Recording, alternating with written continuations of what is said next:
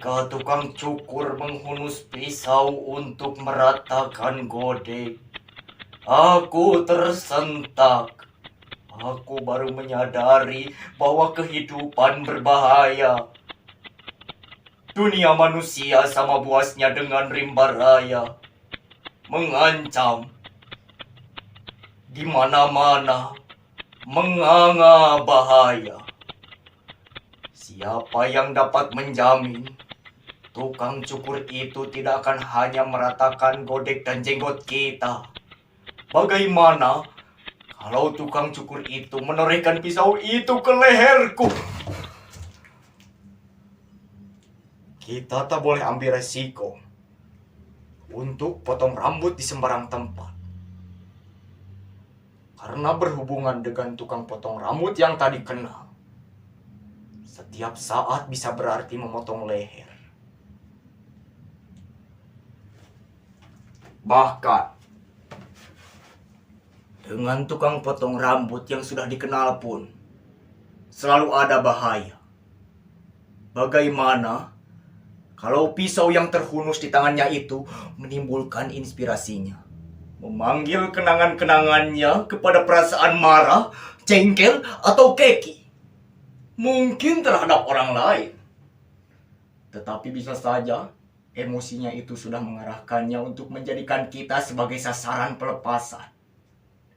Apalagi kalau kita pernah dengan tidak sengaja menyakiti perasaannya, tidak menyahut waktu ia menyapa, atau kita lupa membayar cukur di waktu yang lalu. Ia kan juga seorang manusia biasa yang dapat goyah hatinya kalau memegang pisau.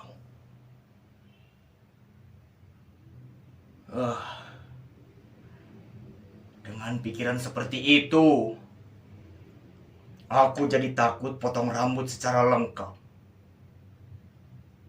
Kalau rambut sudah dipotong, aku bilang, "Stop! Tidak usah dirapikan dengan pisau." Aku tak lagi memberikan kesempatan tukang cukur untuk memegang pisau. Apalagi kalau di dekat leherku.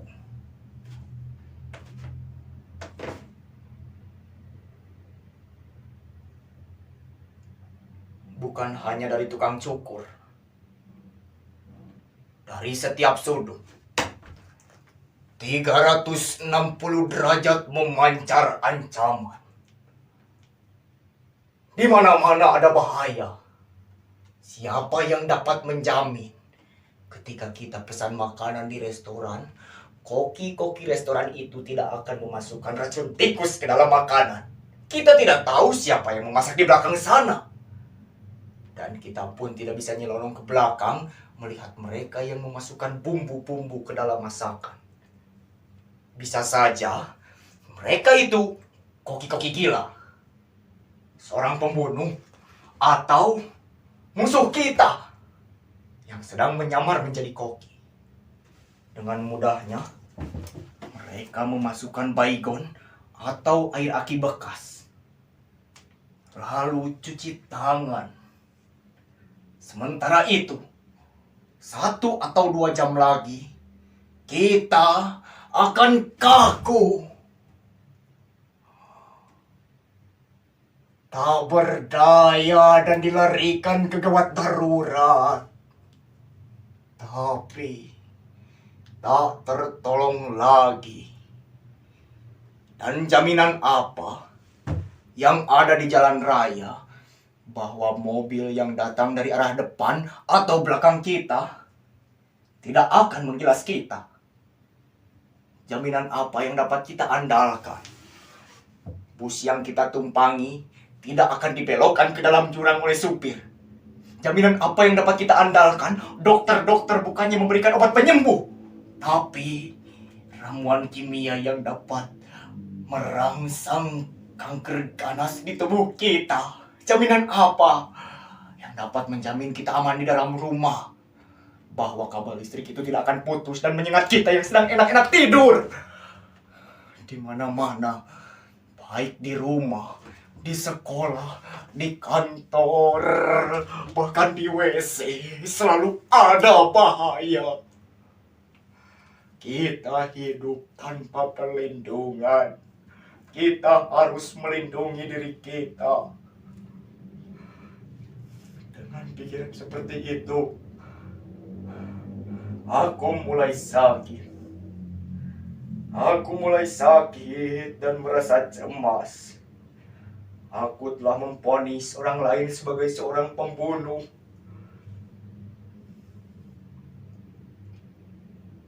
Kehidupan adalah ranjau. Dunia adalah gelanggang pembantaian. Jalan satu-satunya adalah mengasingkan diri. Aku telah memperkecil hubunganku dengan siapa saja. Aku telah berusaha menyendiri dan mempersenjatai diri dengan rasa awas, was-was, dan curiga terhadap segalanya. Bahkan, aku mencurigai diriku sendiri.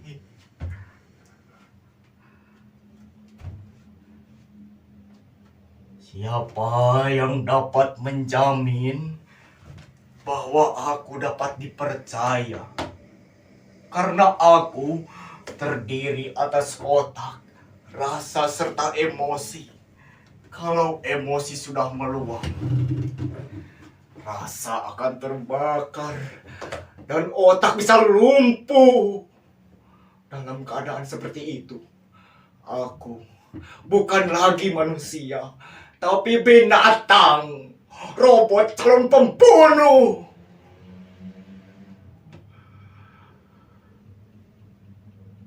Setiap saat, aku dapat menjadi ranjau bagi orang lain dalam setiap kesempatan. Karena siapa yang dapat menjamin bahwa aku tidak akan mengambil pisau restoran lalu menusukkannya kepada orang yang sedang makan di sampingku? Siapa yang dapat menjamin aku tidak akan berteriak, "Bohong, bangsat, anjing, lontai" dalam sebuah pertemuan resmi? Ketika seorang wali kota dihadiahi sebuah penghormatan sebagai putra terbaik, siapa yang dapat menjamin bahwa aku tidak akan mengambil pistol dari seorang polisi lalu menembakkannya kepada setiap orang yang kebetulan lewat? Tak ada jaminan. Tak ada jaminan, Bung. Dan karenanya juga, tak ada gunanya pergaulan. Tak ada gunanya pertemuan dengan manusia lain.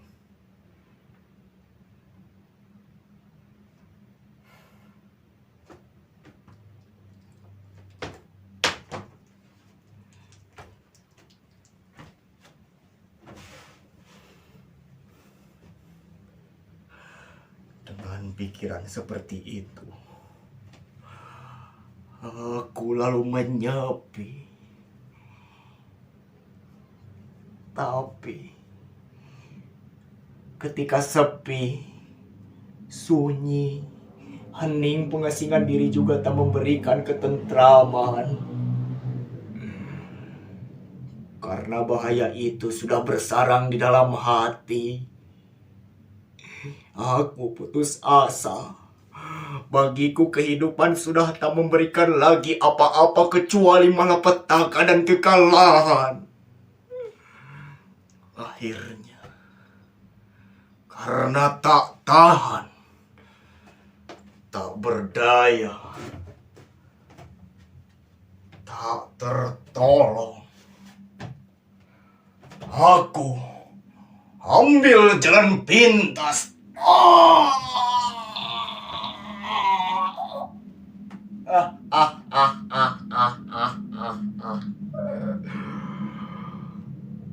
Bagi siapa saja yang ingin tahu,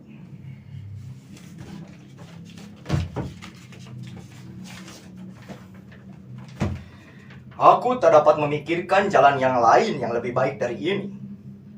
Bagaimana mengurangi bahaya yang mengepung di sekitarku? Bagaimana menghindari bahaya yang mungkin berasal dari sel-selku sendiri. Setiap manusia adalah bom waktu buat orang lain. Cara satu-satunya untuk menyelamatkan diri, menyelamatkan orang lain adalah pengorbanan. Hentikan semuanya, tebarkan tirai gelap yang tak dapat dilihat oleh mata siapapun dan yang tak dapat didobrak oleh bahaya macam manapun. Kecuali oleh Tuhan, kecuali oleh sentuhan tangannya. Dengan perhitungan yang amat matang, aku selesaikan semuanya hari ini secara jantan, lengkap, bulat, dan tuntas. Perpisahan ini akan mengantarkan setidak-tidaknya lebih mendekatkan kita pada ketentraman, perdamaian, harmoni, dan kebahagiaan. Kalau tidak ada yang mau mengerti, atau tidak ada yang mau paham, terserah. Aku dianggap sesat karena kemasukan setan. Pasrah. Aku dikubur sebagai orang gila dengan pikiran-pikiran busuk yang membahayakan. Silahkan, silahkan. Kepergianku justru dirayakan. Boleh. Tidak ada seorang pun yang sedih. Tidak ada seorang pun yang kehilangan. Dan tidak ada seorang pun yang menerima. Semua orang mengenangku sebagai musuh. Aku, surat wasiatku, dan segala sepak terjangku, juga segala lumut pikiranku adalah racun ganas. Dalam upacara penguburan, Pak RW berpidato. Sesat, pikiran sesat. Tuhan menjauhkan manusia dari kebejatan. Saudara-saudaraku yang masih hidup, pikiran-pikiran tak sehat sudah mencemari lingkungan kita. Tahan napas, itu semua dosa. Terlintas dalam pikiran saja, itu neraka hukumannya. Ambisi untuk mencampuri urusan Tuhan, itu harus dibasmi. Karena itu bukan tugas manusia. Itu urusan Tuhan. Urusan Tuhan. Hanya yang di atas yang berhak menulis sejarah. Semua orang mempompa fatwa Pak RW. Kenalan-kenalanku mengingatkan orang yang belum kenal dengan aku supaya awas. Pikiran-pikiran sakit sudah bergentayangan menggunakan topeng suci. Yang tidak pernah kenal dengan aku dan yang tidak mengerti alam pikiranku tambah keblinger. Anti moral, berantas abis. Anti moral, berantas abis. Tapi apa yang dilarang, apa yang tidak boleh, dan apa yang dosa, biasanya semua orang selalu suka. Semua orang mulai penasaran, ingin tahu, ingin mencoba, dan ingin mencicip. Aku jadi laku.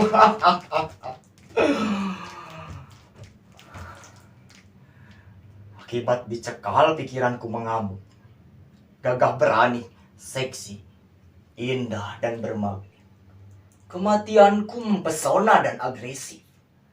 Penguasa langsung mengumumkan,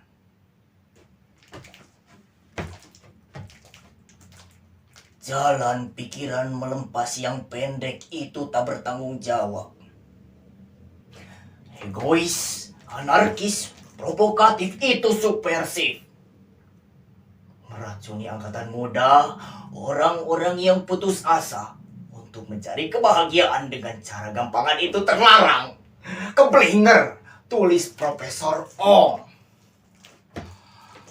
Bodoh, cupet, asosial, mengandung pesona bahaya bagi moral. Tidak mensyukuri karunia Tuhan, melawan falsafah negara. Teroris itu bukan pahlawan, tapi sakit jiwa. Jangan biarkan mereka menjadi berhala. Hidup tambah berbahaya kalau ngebom semua bahaya. Teror itulah bahaya yang sebenarnya, bukan ancaman dari bahaya itu sendiri seperti yang sudah difitnahkan.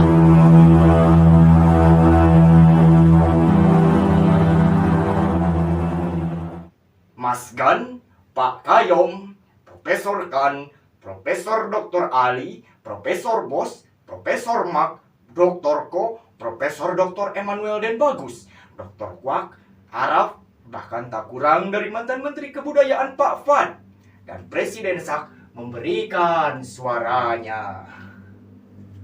Awas, bunuh pikiran jahat seperti itu. Racunnya sudah menjalar. Dia mengacaukan apa yang ada dan tidak ada. Kikis tuntas, tidak ada kata ampun. Bukan karena pikiran itu luas, tapi karena justru sederhana, mudah, naif dan menjanjikan penyelesaian tunggal yang keji terhadap satu kenyataan dunia yang kompleks. Bagaimana mungkin dunia yang sudah nyelimet ini dapat diselesaikan dengan mudah tanpa melalui pertikaian, kekacauan, atau bahkan pembunuhan-pembunuhan? Tidak mungkin.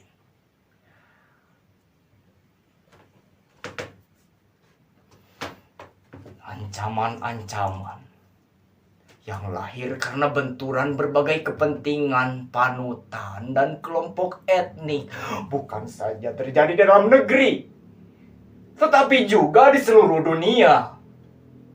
Karena itulah polemik kehidupan. Pluralisme bukan bahaya, dan bahaya itu bukan ancaman. Ketakutan akan bahaya itu sendiri yang tak dapat terkendali, itu baru bahaya. Itu yang harus dibasmi. Lalu tiba-tiba angin puting beliung datang dari segala arah dan bertiup sebaliknya. Aku dikejar-kejar dengan propaganda kebencian dari segala jurusan. Tapi dalam pengejaran itu, aku jadi tambah hidup. Dimaki-maki berarti aku dikenal, disatroni, dihujat, disembelih, dipreteli, ditumbuk sampai serpihan-serpihan debu. Aku malahan merajalela. Sekarang, setelah dihabisi sebagai kambing hitam, aku bangkit, lahir dan tumbuh, tambah perkasa. Aku jadi tontonan, jadi pelajaran, jadi pelatihan tentang bagaimana caranya membunuh bahaya. Gila.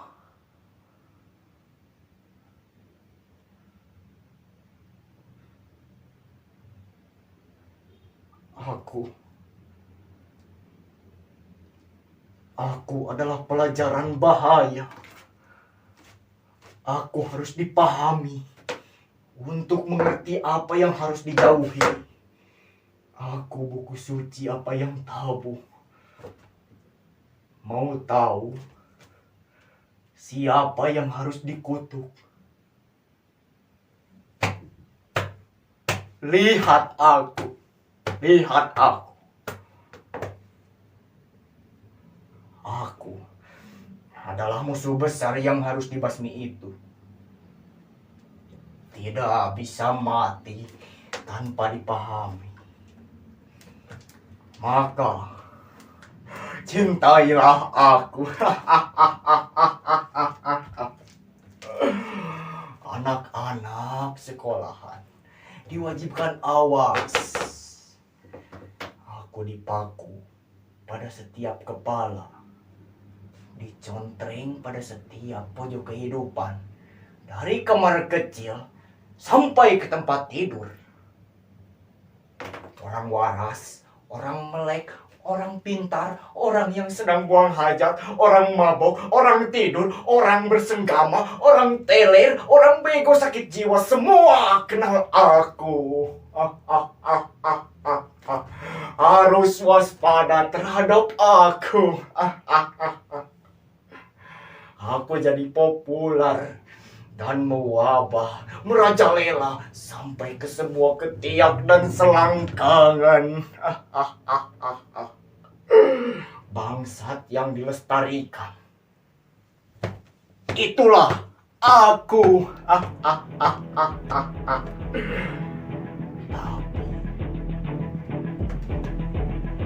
setelah dibuka, juta-juta bahaya baru lahir. Ganas, menggigit-gigit, penuh dendam. Dan ketika kamu baru sadar, mau balik arah, tapi terlambat.